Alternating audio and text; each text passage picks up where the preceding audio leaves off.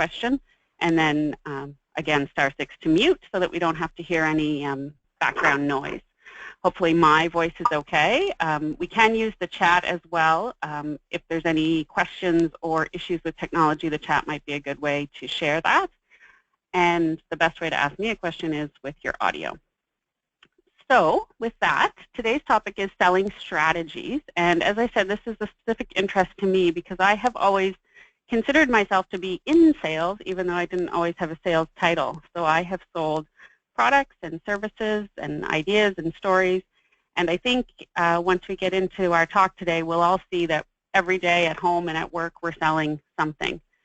So today, this webinar will have 2 parts, and today we're going to cover the big picture, and then the next session we'll get more into details and a little more tactics. So as I have here, everybody sells, and the next slide will just go over a little bit of what we plan to talk about today. And for some reason we're having, there we go. So what is selling? Why does sales get a bad rap? Because I think we would all agree it usually does. A little bit about the idea of moving people, which is about influencing and persuading people. And then an important question for all of us, whether we have sales in our title or not, is selling part of your job? And as I said, I challenge everyone to think that maybe it is at least a small part of your job. We'll talk about internal and external customers and building rapport. And we'll introduce the idea of the ideal client and the unique selling proposition, but that will be more a focus on our next call. And then a bit about looking at our own strengths and seeing what's stopping us from selling and how we could use the strengths we have to do sales activities. So we all know that there are tons and tons and tons of books about sales, and I certainly don't encourage you to go read them all. But I do encourage you to read these ones. So these are a few of my favorites. I'm going to talk quite a bit today about Daniel Pink's fairly new book called To Sell is Human. And Strengths-Based Selling is a book put out by the Gallup organization, and that is very helpful for those of us who don't see ourselves as sales people. And maybe not being a typical extrovert, but looking at how we can use our own strengths to do very effective selling. Swim with the Sharks is an old book, and this cover is much more current than mine. Mine is all tattered and worn, but the idea is it's a lot more of the traditional old school sales strategies by Harvey Mackay, who ran the Mackay Envelope Company. So I'll tell you a little bit about him. And I put the 7 Habits of Highly Effective People in the middle here. I'm not going to refer to it today, but if you haven't read this book, I encourage you to. Everything in this Stephen Covey book is useful, not just for sales, but for life and being effective in our work. So this picture, I'm sorry it's a bit blurry, but in the book it's really clear. This is from tosellishuman.com, which is the Daniel Pink website. And the biggest word here, easy to pick out, is pushy. And there are, these are the top 25 words that people answered when they were asked, what's the first word to come to your mind when I say sales? So in the survey, Daniel Pink took out the nouns. So he took out money was one of the biggest words, but he took those out and left just the words that were not nouns. And these were the top 25. Only 5 of these words would be considered not negative, and even those aren't great. Essential is in there, and there's a couple other words that are challenging, may not be seen as negative. Necessary, but there's certainly no words in there that you would call positive. And I think everybody would agree that this is the typical way that the world sees salespeople. So why is that, is really the question. Why is it such a negative connotation? And why do we think, number one, when you say salesperson, we think of a used car salesperson selling us a lemon? Some of the themes around this idea of the used car salesman are tricking someone into buying something that they don't need. A lot of people who don't see themselves selling say, I don't want to bother people. I don't want to waste their time. I don't want to be pushy or impolite or aggressive. But this all comes from a time when there was an imbalance of information. So in the days when there was no internet, the used car salesperson knew a lot more about cars than the average consumer. That's not true anymore. If you want to go buy a car, you can become even more educated than the car salesperson, and you come in armed with a lot of details and exactly what you want to know and exactly what you need. So that has changed the balance, and it has changed the role of the salesperson. If the used car salesperson has all the information and you have none, they have all the power, and they can trick you, and they can waste your time, and they can tell you information that is not true. But now, if they try to trick you or tell you information that is not true, a simple Google search could help you know that that's happening.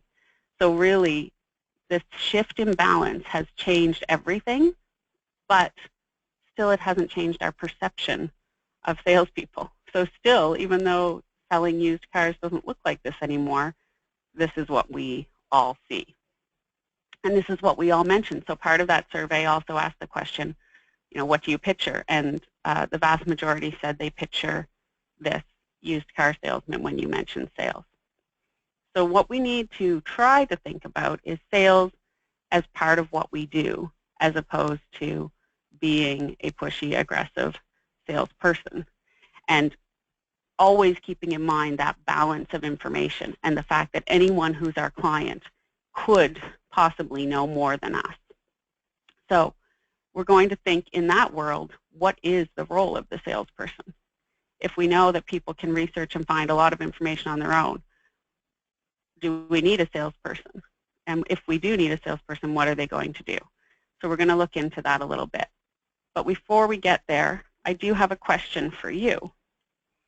And that question is, who is the best salesperson you know? So I do want to take just a few seconds to think about that, because I think we could all come up with an answer of someone in our life, someone we've met, someone we work with, someone we know who is an outstanding salesperson. And they might be an extrovert, and they might be a typical image of an outgoing kind of salesperson, but they might also not be a salesperson. They might just be really good at influencing people. So the first thing is to think about the best salesperson you know. And you don't have to share that, but just keep that in your mind. And then think about the words that come to mind when you think of that person. And I would love it if some people are willing to unmute and share some of those positive sales words so that we can build our own list of words that are a little better than the Daniel Pink word cloud. Energized, thank you. Energized is a very good word. Approachable, also good. Excellent, actually. Talkative. We're going to talk about the importance of listening in sales, but yes, talkative, definitely. A lot of people are using the chat if that's more comfortable for people. Honest, excellent, that's a good word. Think on your feet. These are all great, and none of the ones that I had on my list. Quick to accept no and move on. Very good. If I was better on technology, I'd be writing these for you, but we'll try to get a list and provide it to you later. Confident, knowledgeable, also good. I'm going to share a few of mine, I think, because I don't think that, I'm just checking, know their product. Also like knowledgeable. That might be the first one we got twice.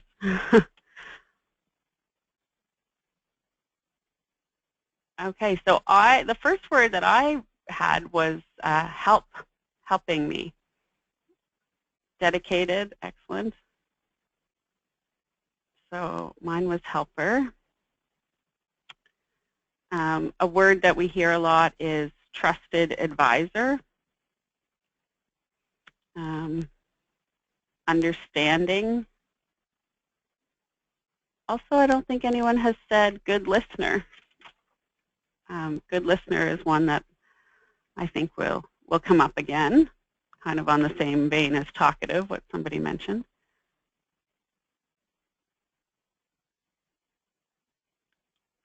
I think what you mean, Georgie, is good people readers. Is that what you mean? Good. You wrote go people readers, but I think you mean good people readers. Yes. Resilient is something we're going to talk about, and very helpful when dealing with objections. Problem solver. I'm glad that you all came up with different ones than what was on my list. I thought we would just go through these. And positive. I think positive, staying positive is an important one.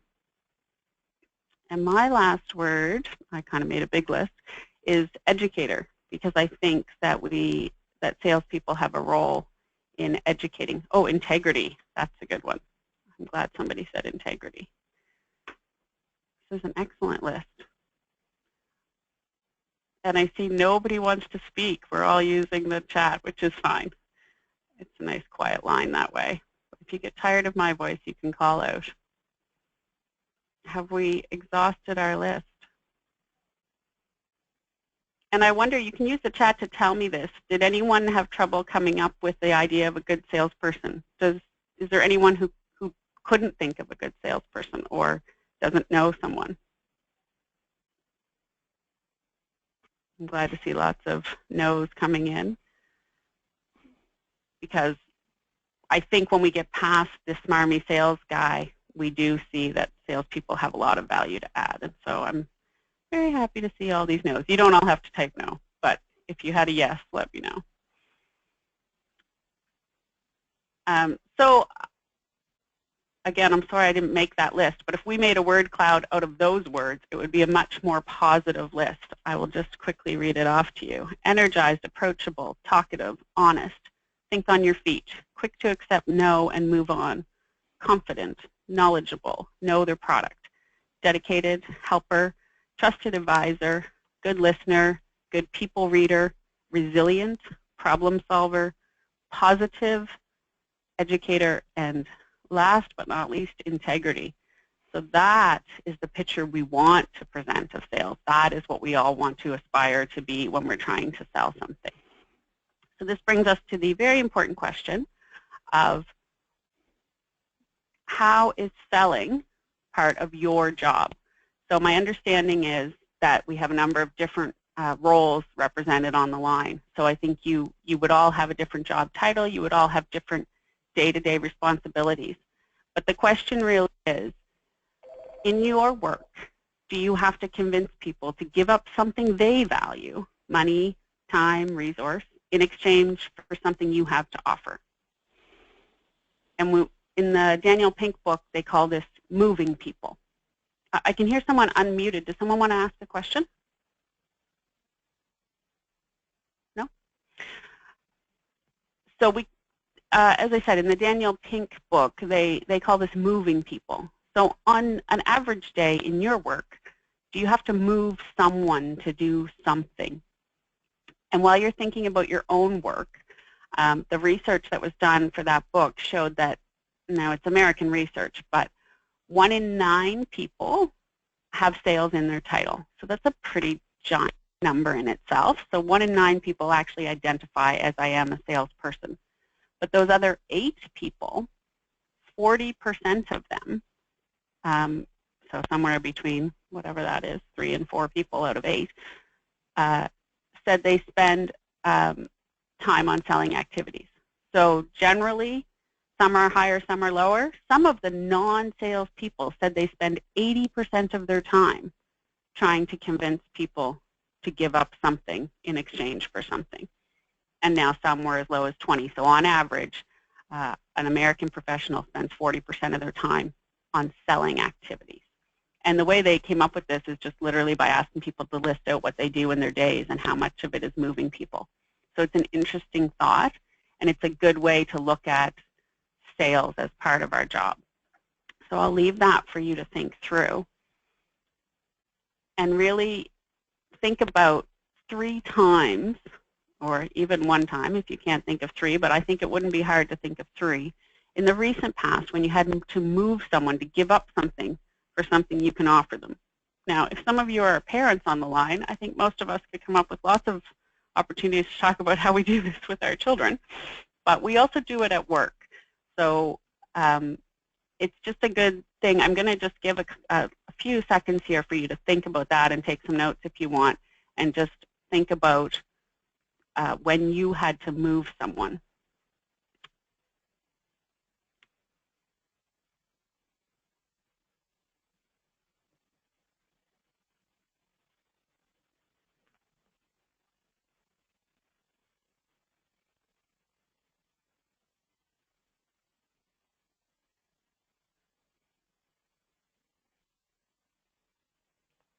Okay, we'll leave that for now.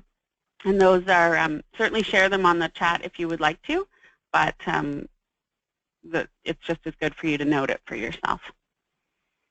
So examples of moving people: persuading, influencing, convincing are some of the top words.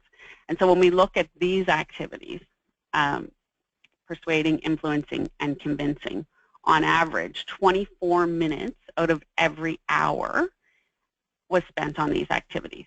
So when you first ask someone, what do you do during your day, they'll usually say, well, meetings, emails, phone calls, that takes up my time. But when you say, well, what were you doing in those meetings? What was the purpose of your email? What were you trying to do in your phone call?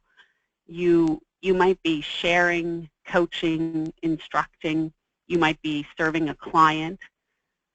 But likely, at some point, you are persuading, influencing, and convincing. And selling strategies help you do these things. So knowing that in some way we're all in sales, we need to start to think about, to whom are we selling what? So we're all doing different jobs. We're not all doing the same persuading, influencing. But we could have internal customers or external customers, or in many cases, both. So you may think, I'm an internal person. I don't talk to the client directly, so I'm not selling. But your internal customer could be your manager, other departments, teams, or your direct reports, or others. But those are some big buckets to say. You could be asking for something in exchange for something. So the first thing to think about is, what is the currency? Is it time, resources? What is the product you have? Is it a report? Is it your expertise? Do you have to convince your manager that you need more people? So maybe you need another person, so you're selling increased productivity or output. If I can convince my manager to spend their resource, I will give more productivity. Or maybe my manager will say no, but we'll outsource some of the work, or someone else will do the work. So the beginning of the process is knowing what the currency is and knowing what the product is. So before you can move anyone to do anything, you need to know what you have to offer so that they can buy. So it doesn't have to be an external customer. Often it is. So again, to answer to whom are you selling what, external customers could be really broken into two groups. They're a client today, or they could be a client someday. And again, you don't have to be the sales manager, the account manager, the leader to be selling to external customers. Usually there's multiple touch points with multiple people in the client organization. So it's not one person on your side and one person on their side. It's many, many different interactions. So this is the more obvious type of sales, where someone pays for something with money. Now, today we're just going to look mostly on a few points about external clients, and then we'll get more into this in the next session. But one of the most important messages, and I believe is well known, is that it's far easier to keep a client than to find a new client. So client service and excellence is part of selling. The goal is to build the trusted relationship and add value on a regular basis, to continually assess their needs, so you can see things through their eyes and become a valuable, trusted advisor. So that is the goal of the external customer relationship, and we will talk generally about this today and very specifically about this next time. But the first and important message here is we just want to bust the myth that only people who talk to clients are selling and or only the owner of the account is selling. So rapport. I take you back about, well, too many years than I want to admit, but my very first professional job, my manager would walk down the hall and say to all of us, rapport, rapport, rapport. And anytime you asked him a question, he would say, rapport, rapport, rapport. So his answer was, as long as you have rapport, you'll be all right. Now, obviously, there's a lot of other things, but it is very important. So I went to the Merriam-Webster to find out the definition. You can all read it, but a friendly, harmonious relationship, especially a relationship characterized by agreement, mutual understanding, or empathy that makes communication possible or easy. So rapport lays the ground for a strong, trusted relationship. You can read my little cartoon. I thought it was kind of hilarious that it's sort of an old school sales thing that we mirror people. So when someone sits forward, you sit forward. When someone stands up, you stand up. If they speak loud, you speak loud. And so rapport is not really that simple. It's a lot more nuanced. But we are trying to get to a place where communication is possible and easy and trust exists. So what I boil rapport down to is, in this moment, am I making this relationship better or worse? So every time that we're in a situation where we have something to sell, everything we say and do is impacting the likelihood of that happening. So whether it's internal, external, we have to, in an ideal world, we would be questioning every action, every water cooler conversation, every coffee meeting and saying, is this making the relationship better? Even if we're delivering bad news, there's a way to do it that will make the relationship stronger. So one of the books I mentioned at the beginning was The Swim with the Sharks, written by Harvey Mackay of Mackay Envelopes. And Harvey had, this is going way back, and we don't do this work this way anymore, but the principle's the same. He had something called the Mackay 66, and it was literally written on a file folder, and it was 66 questions that you would ask your client. Now, obviously, in this case, we're talking about an external client. So 66 questions, including favorite sports, where they volunteer, who's their spouse, how many kids do they have, where they go to university, all these kinds of things. And this would be inside the file folder so that when you called up Joe client, you knew everything about him. So most of us don't use that many file folders and lists anymore, but lots of us have customer relationship management systems or Excel files or Outlook files, somewhere we would keep notes, and it is extremely valuable even today to still know a lot about what matters to your client or potential client. So if we can pay attention to the details, it is absolutely the foundation of building these relationships that matter.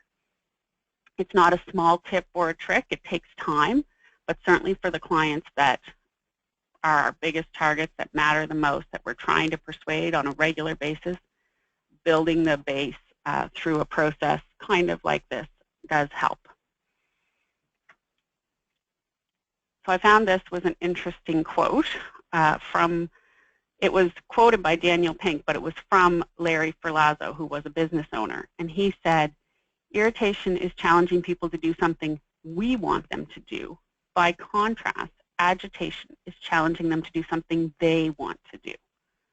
So it seems quite obvious that people will always do something or be more engaged in something when it's their own idea. That's just true no matter what in life, whether it's home or work or whatever. So it sounds simple, but figuring out what they want to do is the key. It really is the key. So the difference, so back to the pushy, aggressive, cold calling, all of that is when we're calling up and saying, you need to do what I want. When we can get enough information to switch it to that we want to do what you want, everything changes.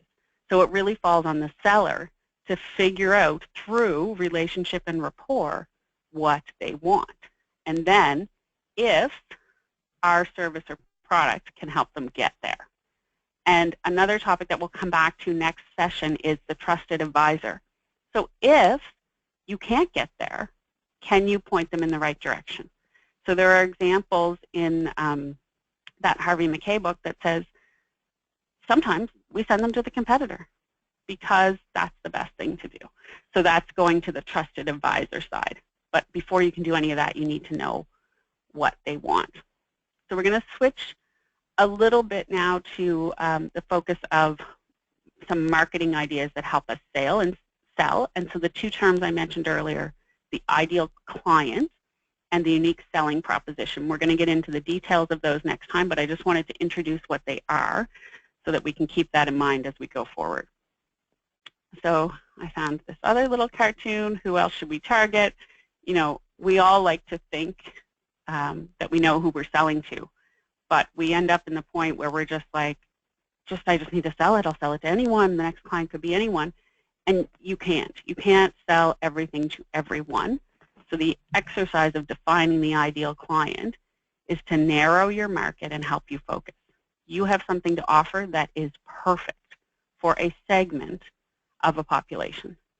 Based on history or assumptions, you can figure out who the best customer is, and then you can work on that target, and it makes your work more effective, and it just makes your sales better because you're targeting the best person instead of targeting everyone.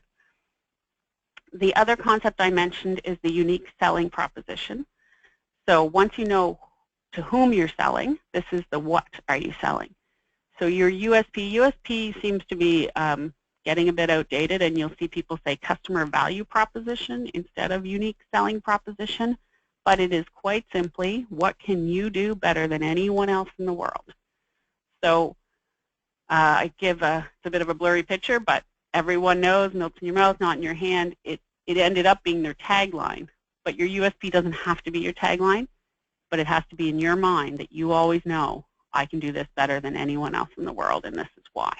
So once you figure that out, so the first work is to whom am I selling, what am I selling, and why is it that I'm the best? Then when you're in a conversation, you can always answer their questions and link it back to your message. Like I said, more on this in the next session. So sales really comes down to problem solving and assessing needs. So once you get to the point of having a conversation with the client, the target client, whether it's external or internal, you're going to talk, you're going to gather information about the problem. Now here I have bolded it as this problem. In your real scenario, you would be stating what the problem actually is. So you're going to ask lots of open-ended questions, and the answers they give you will guide your next question.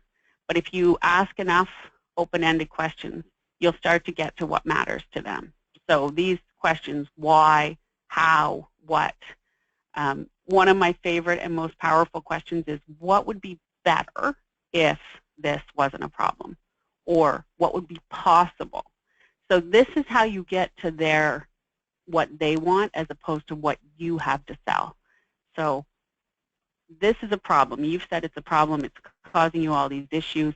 What would the world look like without this problem? And they start telling you, and then you listen. And so back to the point of the most important sales skill that there is listening. So they speak, you listen. And you have to use silence. Now, silence is very difficult for all of us. Just to give you a feeling of it, I'm going to give you silence. I'm not going to speak, and we'll see how that feels.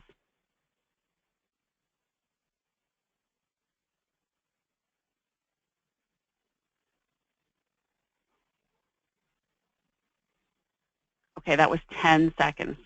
That was extremely painful for me as the only person who's speaking. But when you're in a one-on-one situation and you ask the question, after about 2 seconds, we tend to fill in the blank. But if you ask the question, you have to, and sometimes you have to count in your head to give them time to answer. It's a very well-tested sales communication strategy that silence will definitely help.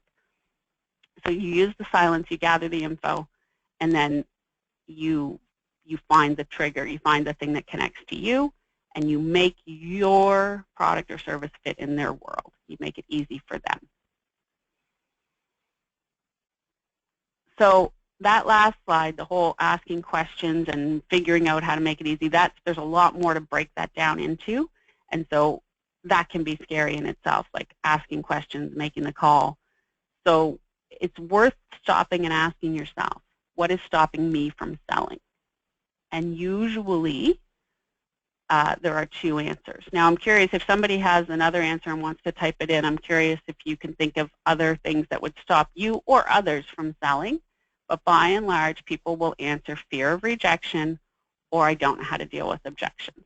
So these are the two biggest issues in selling. So fear of rejection, this really comes from cognitive behavior therapy, but the best way to deal with rejection, and salespeople do it and it works, is ask yourself, what is the worst thing that could happen? What is the worst thing? They could hang up on me, they could tell me off, they could not give me the meeting, they could kick me out of their office. Those are sort of like the immediate worst things. And then sometimes if it's a big meeting and it's important to the client situation, then it could be things like we could lose the client, but it is helpful to write down what those are. Then you can prepare, and that breaks down the fear. Again, you could do a whole session just on that, but it's worth noting. And then the objections part, an objection, this goes back to sort of old school selling technique. An objection is an opportunity to demonstrate the value of your product. So we know the ideal target client, we know the unique selling proposition, we should be able to figure out the 5 most common objections. So they're not the 5 most common in the world, they're 5 most common for you in your product, in your market, in your world. So once you know what they are, then you work on your own or with your colleagues and you figure out how do we answer that objection. And that brings us to value. So I actually think this is an anonymous quote. I couldn't find a resource for it, but price is only ever an issue in the absence of value. So the other visual I was going to use here that I often like is, a tiny box for price and a giant box for value. When you're selling based on price, you start out with a giant box for price and a tiny box for value. And old school selling would say, just make the value bigger and then the price can go smaller. But going back to what we said before, knowing your value and how to deal with the objections. So you have your value, you know your unique selling proposition, you know why you're better than anyone else for this problem. So you are ready to discuss the value versus the price. And as long as the value is specific and you're actually dealing with the problem they gave you, and they have already said, my life would be this much better. And in some cases, you can say it would be dollars and cents better, right? This much money would be saved if this. Then price goes away. It's not always dollars, so it might be a return on investment that's a little more obscure. But if you've listened and you've heard them, then you're going to give them a value that makes the price a non-issue.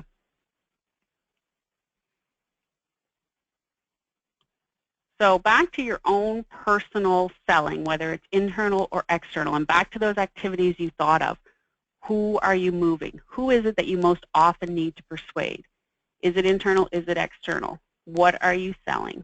Are you the expert? Do you have access to the expert in what it is you're selling? And what is your strength that supports your work to move people? So we don't all have the same strengths, and we don't all have to do the same work. So if you're great at research and you love learning about clients, but you hate talking to making calls or doing the face-to-face, someone else might be great at that and horrible at the research. Now, I know this might be a little pie in the sky, and we all have our job descriptions, and we all have to do things we don't like. But this goes to the Gallup Strengths book I mentioned, where it says, whatever you're best at, spend as much time doing that as possible. So you don't need to be an extrovert picking up the phone or going to coffee meetings to be helping with sales. You figure out your strengths, and then you work with your team to make that strength an important part of the process. So on the internal side, say you're looking for a new technology. Well, you may be great at understanding the technology, but you don't exactly know how it's going to fit in with the people process. So you may need a colleague or a teammate to help you on that side. So the more we understand our own strengths and those strengths of those around us, the more we can use those combined strengths to move people, which is really selling. But practice is the key. So if we decide, okay, I'm really good at this, this is what I'm going to do, and it's going to make me move more widgets or move more people or get more resource, then you practice and you practice and you practice and you see what worked and what didn't work. So that's the practice part, because none of the tips or ideas will work if you don't practice it. So you have to know who you're moving, what are you selling, how will you know when you've sold it? So how will you know when you're getting close to winning the person over? How will you know when you have to retract a bit and you've lost them? Well, you'll know by listening.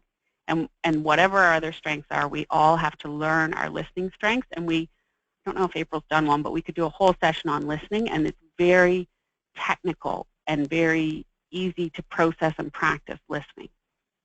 And then you take your other strengths and those around you, and you practice and you practice and you practice. So as a review, we talked about selling. We talked about how selling gets a bad rap, but then we talked about how the used car salesman no longer has all the info. So that paradigm has shifted and that balance has shifted. And when we actually think about the best salespeople, we're easily able to come up with a great list of good sales attributes. We talked about the concept of moving people, influencing people, and so we don't need to call it selling. It can be moving and influencing people, and looking specifically for yourself at what part of your job is moving people. We defined our internal and external customers a bit and talked about rapport and introduced the concept of knowing to whom you are selling what and why you're the best at what you have to sell, and we will come back to that in the next one. And then looking again at yourself and a bit internal, what is stopping you from selling, and if it's fear and objections, how you can deal with those too. And then a bit of self-awareness around our own strengths and how they can contribute to the activity of selling.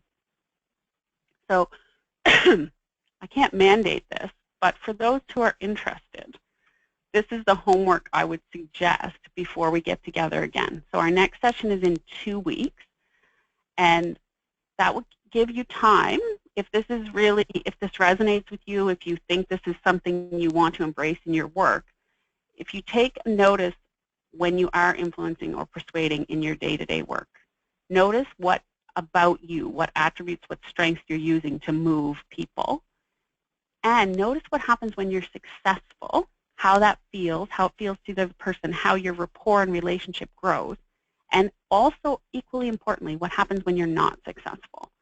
So, and then how you can change and adapt. I do suggest keep a journal, a notebook, a tab on your computer, a file, however you like to keep your information. And it's definitely not for me or even for your manager. It's just for you to see. If you're interested in the kind of statistics I showed, you could see how much time you spend on selling activities and the results you get. Or if you're not that into the numbers, you could just look at the activities and the strengths that you have and when you're moving people. It was brought up, I watched a podcast with Daniel Pink about how everyone sells. And with the 40% number, it was interesting that the person doing the interviewing said, well, it's 40%, and they might not be in tune or that good at these kind of influencing people. You know, maybe they haven't read your book yet, so maybe they could get that number down and still get the results up. So it was kind of Daniel Pink thought that was an interesting question. So if you're interested in the homework, I think it would be helpful, and coming back into our next session with that information. The next session I do intend to focus on the ideal client, the USP, how to reach out to clients, specifically on cross-selling and what used to be called upselling and now seems to be called upsharing. So be a little more focused on external clients, but I would suggest everybody come back even if you don't have external clients, because the concepts can apply internally as well. And that will all build on what we talked about today. And again, I do strongly recommend those books if you're interested, and they're all easily available on anywhere you buy books. And we still have 4 minutes. If anyone has questions they want to ask out loud, or if you want to type questions to me, then I'd know you were listening. If not, I look forward to connecting again in a couple weeks.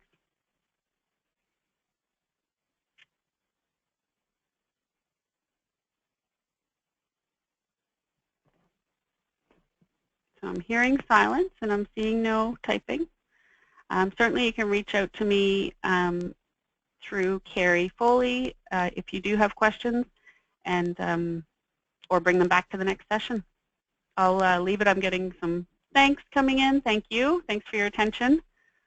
And it was not a good opportunity for me to demonstrating listening today, but I'm glad you all listened. Thanks a lot.